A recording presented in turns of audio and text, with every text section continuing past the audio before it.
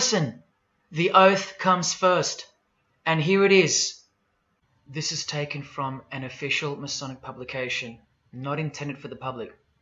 This is Duncan's Ritual of Freemasonry.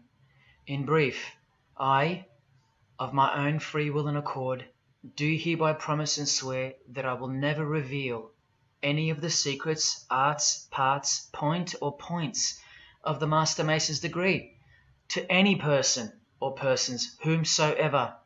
This I solemnly, sincerely promise and swear, under no less penalty than having my body severed in two, my bowels taken out and burnt to ashes, so no more remembrance be had of so vile and wicked a wretch as I, should I ever violate my Master Mason's obligation. So now you know what they think of me. I'm a vile and wicked wretch for breaking my oath. So how can anyone ever trust a Freemason when he speaks about Freemasonry? Unless you're speaking to a rare breed like me. Never reveal any parts, not even a single point, to anyone. Here's another penalty from another degree, this time from Richardson's Monitor of Freemasonry, a legitimate Masonic publication for instructing and laying out the ritual. Binding myself under no less penalty than having my throat cut across, my tongue torn out by the roots, and my body buried in the rough sands of the sea. These are the penalties they swear to. And yes, the lodge has penal authority to execute. This is how they look when they're initiated. They have to remove all their clothing and jewelry, including wedding rings, crucifixes, the most meaningful things to them, no matter what. They have to go, because complete allegiance to the society is required. You're blindfolded at every initiation because you symbolize someone who lives in utter darkness before you receive the light of Freemasonry.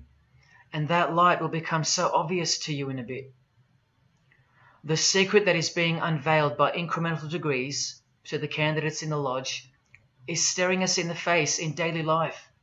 And that truth is pretty scary if all you know and all you have is this world. But they know much more than that.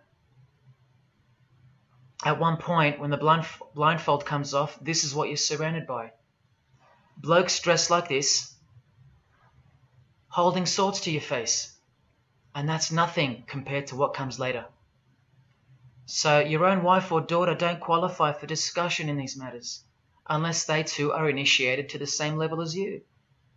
So please don't tell me that your grandfather or your neighbour is a Freemason and that there's nothing wrong with Freemasonry. How would you know when they're under oath never to reveal anything to anyone?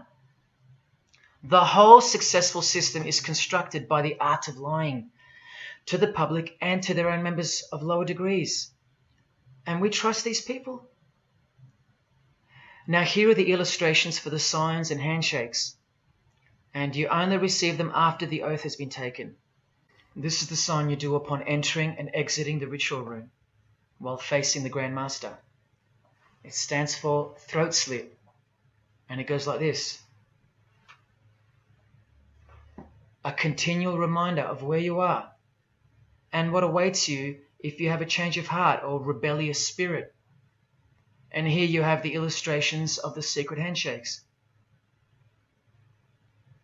Look familiar? And this is the sign of the Master of the Second Veil. See? Purely Masonic. You don't pick this stuff up off the street. Now this is how it's generally executed in the public arena.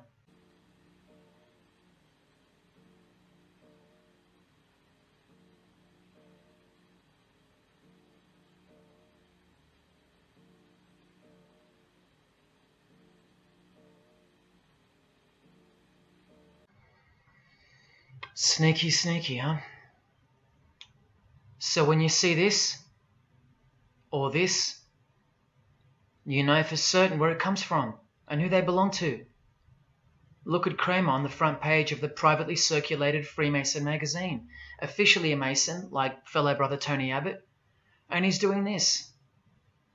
That's a direct link to the mysterious all-seeing eye of Freemasonry. there it is on the walls of the inside of a lodge room.